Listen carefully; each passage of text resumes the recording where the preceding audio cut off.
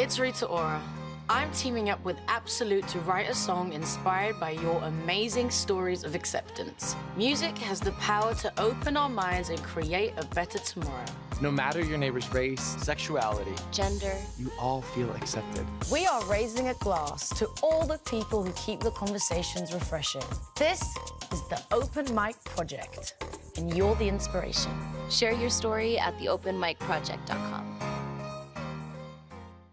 Thank you so much for coming, everybody. Thank you all for being here. So I'm really excited to talk. I got inspired just watching that short clip. Thank you. I'm very excited. I know you've always been involved with charitable causes and campaigns. It's important to you. So tell me about this one and what it's about and what inspired and how you came to be involved.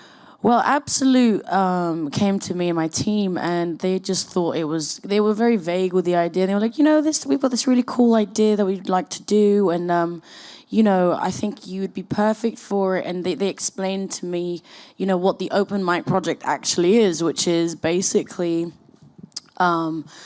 people who have an amazing, inspiring acceptance story, whatever it is, have the chance to just submit their story, and then it kind of comes through the website, comes to me, and then I get to read all the millions and millions of stories. And what happens is I then write a song with my team, and it comes out Grammy Week next year in January. So it's exciting. The whole point of this is, I was very connected to the whole cause of this project in my journey and being accepted and having that thing to fall back on, whatever it is, whether it's family or, a man or a woman in your life or whoever it may be that kind of supports you through whatever this life or this world brings to us.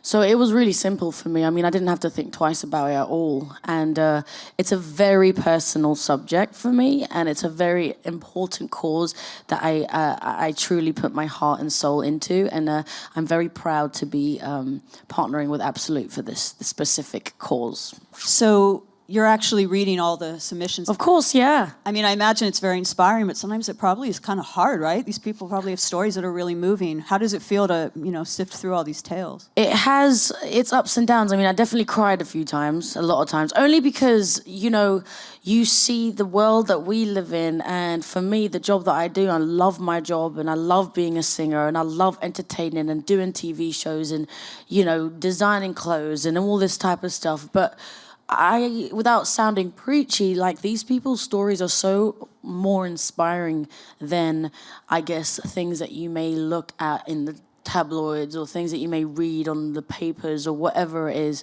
And I find it so amazing that I had a chance to just shine a light on a story that I think is way more important than whoever is snogging whoever. You know what I'm saying? Thank you. Yes. And I think that now it is, of course, the world that we live in. It is what it is, and that scared me a little bit. And I think as an artist, it was very petrifying to know that that was kind of what we were getting into. So this, for me, was a real eye-opener, definitely. Are there any stories, I know you don't probably want to give too much away before the song eventually comes out, but are there any stories that particularly stood out to you and inspired you? Yeah, of course, I'm not going to give any names away, but there were some amazing stories. And, there was one kid that, grew up in the Dominican Republic, and he was a proud gay man. And I guess when he was growing up, it just was very hard for him to express himself and, I guess, be open about who he really was. And it explains, and he also sent a picture. He's so handsome, which made me so mad because I was like, man. And he was like, and then he's like, I'm married. I still live in the Dominican Republic. I'm so proud of who I am. And I know that as a child, obviously, you're not that aware of what you can do until you get a little bit older. You learn, and then you kind of you know what? F this, I'm going to do what I like to do. I want to do who I am. And that comes with time, and that comes with experience, obviously. But that was really important to me. But what I found interesting was all the submissions that I got from all over the world, men, women, everybody, they had the same similarity, which was, it was always about their environment, where they grew up, what country they grew up in, who they were raised around. It was always about their habitat, their environment. And I just was like, wow, we really must be animals because we really are influenced by, our surroundings and like our environment and what we think we have to be in. And I just found that really interesting because of course I don't personally know these people, but I felt like I did, and that just really struck a chord in my heart. And I just thought, wow, that was pretty incredible. Yeah, it's interesting. Well, that brings us to your story and your own self-acceptance and your journey. You have an interesting journey. I'm sure a lot of people here already know it, but maybe some people don't, about how you were a refugee at a very young age. How did that shape, and then coming to England, how did that shape your, who you are now, and how does it relate to this? Yeah, well, my parents moved us over from Albania, which I know there is a lot of here in New York City, so woo, shout out. But I moved from Kosovo to London when I was 1, and it was one of those cities where it's a bit like New York. It's so mixed cultural. It's like crazy busy. The art scene is insane. The fashion scene is insane. It's like people are singing, people are drinking. It's like woo. And I grew up thinking, wow, I really wanted to fit in with these kids in this school. And I went to a music school, and all these kids were like amazing, like ballet dancers, and they were from very privileged homes, and it was a school that I obviously got into. It was a private school, but I was very fortunate to get into it, and I was in a scholarship, so these girls would come in and they had their bags, and I was there in my like Nike backpack, like what's up, what's good, and I'm like, and I had that backpack for like 4 years, and I know it's little things, but those things were like, man, I wish I could, and then I'd go home and be like, Mom, why didn't I? And I didn't realize what I was doing, and bless my parents, they were so supportive. All they wanted to do was like make me feel good. And I grew up and I just realized that as a woman, being 27 now, I've started to kind of come to terms with how we perceive, things that we find are important in society, like certain stories, or, who's dating who, or what is going on. And I find that very kind of mind-dumbing, if that's a word. And I don't want to preach, but like I just recently went to Africa and I met these incredible kids in like this Maasai village, and it was like such a crazy situation because these kids were so happy and they were like playing with each other. They probably have no idea what's going on, and they were just caring about the basics. And I just thought to myself, I am so blessed, and I'm happy to be doing things like the Open Mic Project, like other things I do with charities like UNICEF, who do a lot with refugees. And, I'm going to carry on doing that because I feel like whatever voice I have, I want to use it for, people that don't have one. I did actually want to ask you about that trip because I follow you on Instagram, and I was seeing that it seemed very life-changing for you. Oh my God, it was like one of those things where I couldn't believe it, I honestly, for the rest of my life, I'm going to remember that trip. It was everything from like seeing the animals to meeting the people that live there. I mean, they were explaining to me like how some of them live, and some of them really, live intensely. They kind of, I'm like, what do you guys have for like dinner and lunch and things? And they kind of have like, they mix like cow milk with like the nutritions of like blood, and they kind of make it into, and it's really interesting to see the dynamic and how amazingly happy they are. Mm-hmm. And I just thought to myself, wow, they have each other, which is the coolest thing ever. And I felt very vulnerable at one stage because it was, it's very hard being a singer and a female singer, especially now. Everything is so sensitive, and it's a very difficult time in the world to make sure that what you want to say is said correctly, because everything is so easily misinterpreted nowadays. And I just really wanted to show people who submission to this that it's okay to be open and to just express yourself. And I was like, oh, damn, I've got all this pressure now. I've got to really make sure this song sounds good. But it's going to be great because it's inspired by the people, so that's all that matters. How do you tune out all that noise? Obviously, you get in the tabloids. There's social media coming at you, hate and love, but just noise. How do you stay centered and not go crazy from all that? I always relate to it back to my music.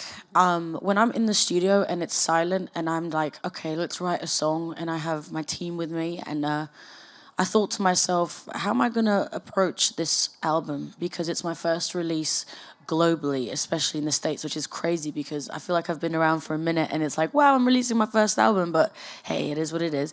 I'm super excited, but I was also I was nervous, I was scared, and I thought, wow, my worst nightmare might come true. Instead of people caring about music and caring about like songwriting and singing, people are going to care about who's snogging who and who's being pictured with who. And I was just like, it's sad, but that is what's happening. It's the truth. It's really weird, but it is what's happening. And so I think that I just wanted to approach this record so honestly and make it independent. And the journey I had to even get to that point of having the freedom to do music that I wanted to do was so that I just thought to myself, hell with it, you know, I'm gonna do what I want to do, and I'm really, really kind of hopefully inspire people with the same sort of journey. What are let's talk more about the new music. What are Yeah. some of the themes that you're addressing, or, Yeah. personal themes? Well, it all comes from a personal space. It started from frustration because I was like, I want to put my music out right now, la la la la. And then I think it was a blessing in disguise because I got to learn myself a lot. I really started to figure out what I wanted to say and who I wanted to be. And it started off with a record I have on there called Soul Survivor, which is really like the last chapter of my previous like journey of, you know, the past. And then from track 2 onwards, it's like the future is bad. So, you know, I have those moments, and then I have moments that I'm like showing love to all of my friends that are in the industry that I have some on the record. There's a song called Girls that I have that is just for my girls that I love, that, you know, that work with me. Like Charlie XCX and some other girls that, you know, I just really rate, that are just rad and that have been so loyal. And, you know, the rest of the album is about just things, not people, but just how I felt in situations of breakups, and moving forward and just like breaking free. I know rebirth has been used a lot, but I really do feel like I'm like reborn. It's the weirdest thing. But yeah. Do you feel any pressure to be a role model for women? There's a lot of young female fans who look up to you, who follow you on social media, and obviously will be looking up to some great stuff like this, but do you feel that pressure? You know, nobody warns you about how to be a role model. You don't go to school on how to be a role model or how to be a public figure. You get in it and then good luck to you. That's what it's like. And with social media, it's multiplied by 1,000,000,000,000. And then you can, on top of that, see people's opinions, which for me, I love, because that's how I talk to my fans. And I literally talk to them every day, and they completely, they're just so encouraging. Like, I could cry and tell you how amazing they are. Like, I can't get out of bed sometimes, and they're like, Rita, you better get up and, like, you know, do your thing and, like, keep it moving. But, you know, the pressure comes from within, you know, and as long as you do what you love, like me, singing and entertaining, and as long as I can keep doing that, you know, I feel like it'll be in our neck of the woods, fish and chip paper by the next day. If nobody knows what that means, we wrap fish and chips around it. I feel like you all know what that means. Yeah. You know, again, I never really knew what it was like to be a role model, but I take full responsibility for like everything that I do. I'm very proud of, you know, the decisions that I make, and I know that it's like Marmite. You know, you can't please everybody. You really can't. But the ones you do are the ones that really do have your back, and I just love doing things like this, because despite on all of that stuff, like, this is real. Like, this is like solid. The submissions are real. Like, the stories are real. The music speaks for itself, and the song is a song. And then everything else for me is just like, you know. So yeah, but yeah, there comes times where it's like, oof. But you know, I love my job. I really love my job, and I'm so grateful for it. So yeah. Who were some of your role models, particularly female music role models, when you were growing up and first getting into music? Who did you look up to? I looked up to, well, obviously, I think when I was getting in, the role models I loved are so old school, like the Supremes, Diana Ross, Blondie, and like Janis Joplin, and I loved people that had lots of like grit and just a backstory that, you know, Erica Badu and just the people that have just so much purity and authenticity where it's like undeniable. So that for me was like, wow, these women are so powerful, so strong. You know, wow, this is awesome. I want to do that. And then my mum, on top of all of that, is like one of the strongest women's, you hear me speak. One of the strongest women I've ever met because she's a breast cancer survivor. She's now a psychiatrist for NHS, National Health Service, that we have back home. And she now has just graduated to be a psychiatrist for pregnant women on the NHS. And she is a lovely woman and she's awesome. So yeah, it's all of that together. I mean, I came from a background where you just got to help others, you know what I mean? And just keep doing you. And maybe that's the savage hustler in me because I'm from Albania, so we just kind of work like crazy people. You mentioned in your childhood that, you know, you sometimes struggle to fit in. Yeah. It sort of ties into this as well with some of the experiences and stories here. Was there anything, what did you do was there music or what did you use to have solace? A lot of people do turn to music to feel understood. Mm-hmm. Was there any music, the way people turn to your music now? No, well, I hope so. For me, it was nowadays, the music that I still need to listen to help me. I don't think that feeling is ever going to go. You know, when you just need a bit of help. You know, for me, there's so many important artists nowadays. Like for me, Sam Smith is such an important artist, and he's so relevant because he really stands. You know, for me, he really does represent a songwriter from, you know, an amazing background with an amazing voice, and who is a proud man of who he is and his sexuality, and I find that so inspiring. But for me, it was always like, I loved Floetry and Jill Scott and just women with so much sultry but so much to say at the same time that were very powerful. And also some of them sounded like they smoked 150 million cigarettes. But that for me was like so cool and like, oh, yeah. So the theme of self-acceptance and everybody's individual journey to that is in the Open Mic Project. Yes. How did you, if you had to give one piece of advice for someone who's struggling with that in their own life, based on your own experience, what would it be?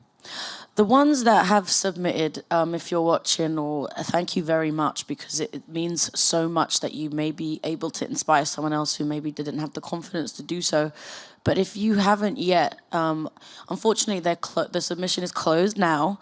But hopefully the song, and this isn't going to end, and we can maybe, you know, do talks. And there are talks that do happen around everywhere in America and in the UK. And that it's just something I think to speak to somebody is very helpful. I never believed it, Eva, trust me. I really didn't. Like, my mum is a psychiatrist, and I was like, that is so weird to me. And, you know, therapy and all that. And then I did it, and I was like, this is awesome. Even if it's just like writing a letter. And so, you know, if you can, I do really encourage that. Yeah. I have a more lighthearted question for you, but I do believe it is along the lines of the theory, you know, the theme of self-acceptance. Yeah. There's not many people who at an award show could rock a bathrobe. Oh yeah, right. With some diamonds and pull it off. I don't think I could pull it off. You looked like $1 million in a bathrobe. Thank you. What was the how did that come up? That is so funny. Do you know how much this is like blown up? It's crazy.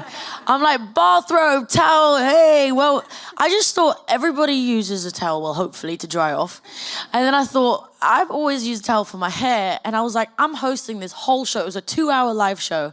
And I was like so nervous. The last thing I wanted to do was like squeeze into this like dress on the red carpet. Because I was changing like 150 times on the actual show. And I was like, we're going to do a robe. Yeah, and everyone was like, what? I was like, yeah, Elizabeth Taylor style. Give me a hell of a lot of diamonds. Give me a towel. We're going out there. And everyone was like, you're crazy. And then look what happened. People are just like, respect. And I was like, cool. And in Europe, bathrobe sales skyrocketed the next And I feel like now I don't even own a bathrobe. I feel like you need to have your own, because you design clothes, you need your own line of glamorous bathrobes. Yeah, well, this one's a glamorous bathrobe. I mean, it had a slit, guys. Like, what bathrobe has a slit? And then anyway, but long story short, I just wanted to have fun. You know, I didn't want to think too much about it. And I knew people were going to be like, or whoa. So I just was like, hey, I was comfortable. How did the, I know in America it was well received. How did the British or the European press receive that? It was, it was well received. Everybody was kind of like, respect. I was like, yeah. What about the rest of the show? They were like, eh. I was like, I spent a week rehearsing this live show for the EMAs, it was called, the European Music Awards. And I was like, at my performance, they were like, but the bathrobe. I was like, fine. I hope you don't mind me. No, I love it. Awesome. Well, I want to make sure we have time for the audience. I'm sure lots of people here want to ask you questions, so I'm going to pass to the audience. Yes. Hello. Hi. So you're a refugee and I'm a refugee myself. Yeah, respect. Thank you. I see a real fighter in you. And I wanted to ask, what has helped you deal with your challenges in your career or personal life? It is, how much time we got? I like to make jokes when I'm nervous. You know, it's your personal life. And I think that's something you have to sacrifice when you decide to do a job like this. And I understood that, and I wasn't prepared for it, because like I said, you can't like go to school for it. But, you know, I made my mistakes earlier on where I would read comments and I would see things and I'd just be completely distraught. And then there was times where, you know, your breakups will go public. You know, I am a very open book. You know, I've always been like that. And sometimes it hurts. It maybe might be my default. Some people might take that as a little bit of an advantage. But I've always been really real, and sometimes being real means messing up, and sometimes messing up means getting it right afterwards. And also, it's again a situation where, you know, it's difficult because it's so sensitive, and especially what's happening in Hollywood right now and what's happening in the world, and just like there's so many important topics that we wish we can control but we can't. So people, I feel like, just really want to put their opinions, which they rightfully have the right to do, and express themselves and help whatever they think they're helping. But you have to just remember that it's so disposable because there's so many things coming out every single day, and I'm actually telling myself this right now, to be honest with you. And what's important, which is you, your career, your family, and for me anyway, that's it. So I don't really know what else. So maybe I should just like go on a date with a dentist or something. Any dentists in the house? Yeah, I hope that's helped you out a little bit. Yeah, hi. How did you know you wanted to pursue acting even after having a successful music career? I didn't. I did do acting before I started singing. I went to a music school, which had an agency attached to it, and they would send like the pupils to auditions and stuff. And I would just like audition for things, and I got a role in this kind of film called Spivs when I was like 12. And I was like, oh, this is really cool because I don't have to go to school. Woo! And I was like, yeah, this is awesome. And then I started, you know, my music took off and I got a deal and things. But the opportunity with 50 Shades, for example, came about when I just submitted a song for the soundtrack. And then, you know, they were like, why don't you audition? I was like, yeah, okay.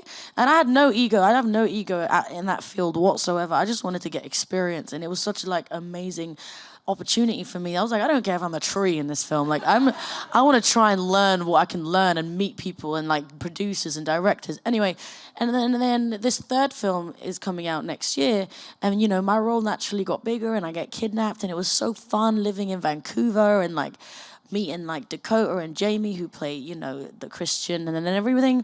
Anyway, the opportunity came, and I was like, I can do this, and I just went for it, and hopefully it's not going to be the end. Yeah, I'd love to do more. Hi, Rita. Hello. So I'm thinking maybe like the red lipstick was kind of like your signature look. Yeah. And Yeah, I know you thanks. have so many great looks. I was wondering, do you have maybe plans to do a makeup line? Oh, I'd love to. I feel like I just have to jump on the train. I feel like everyone's doing that right now, aren't they? But it's amazing. I actually do a campaign with Rimmel London, which is a brand, Rimmel Makeup, that I am involved in. And I do like one-off like things with them. But I'd love to do something one day. Like she said, I am a bit of a fighter. So I definitely don't like going down without a fight. So, no, but I would love to do that. I mean, I'd love to expand in general and do a clothing line and a makeup line. And bathrobe line. bathrobe line. Get it popping. please, it's available. I'm joking. But yeah, I definitely one day would love to expand just the business in general, yeah. Awesome. We have time for one more question over here. Yes. Hi. You were a great head judge at America's Next Top Thanks. Model. How did you get involved with that show? I remember it very, very clearly, actually. Tyra called me, and she just was like, hey, we VH1 are doing the show, and, you know, we'd love you to do it. And I was like, really? I was like, okay. They're like, you know, we just think that you're just like really young and kind of like, you know, you wear what you want. I was like, is that a bad thing? Because, like, you know, not everybody likes how I dress, but okay. But they were really down with the idea of having kind of like a fresh face. And I thought of all of the things, you know, being from the UK and it being in America's Next, is that going to be an issue? And I just was like, all I can do is just show that I'm on the same, you know, in the same boat as the contestants, because they were really my age. You know, I was kind of going to their houses and being like, hey, let me tell you something. I know I may be in front of that panel, but like me and you, we're the same, you know, and I felt like that was why I wanted to do it, because I felt a connection with the girls for sure. And who doesn't want to see beautiful girls every day? And speaking of that, thank you for Oh, being here. no, thank you. It was awesome to talk to you. Very inspiring conversation. Thank When will you. we get to hear the finished product of this song? So the song is actually, I love it. I have a few options, but there's one of my favorites. It's called Proud, and it's about being proud of who you are and where you are from and what you've become. And it comes out Grammy week, which is, I think, January. Don't 28th. quote me. 28th, there we go. Let's just say the month of January. And I hope you guys like it. And also the album comes out in March, and we're going to come back on tour towards the end of 2018 because I've got the European tour in May. Anyways, I just hope you guys come to the show and hang it with me, because it's been an honor talking with you guys. So thank you very much. Thank you so much. Thank you.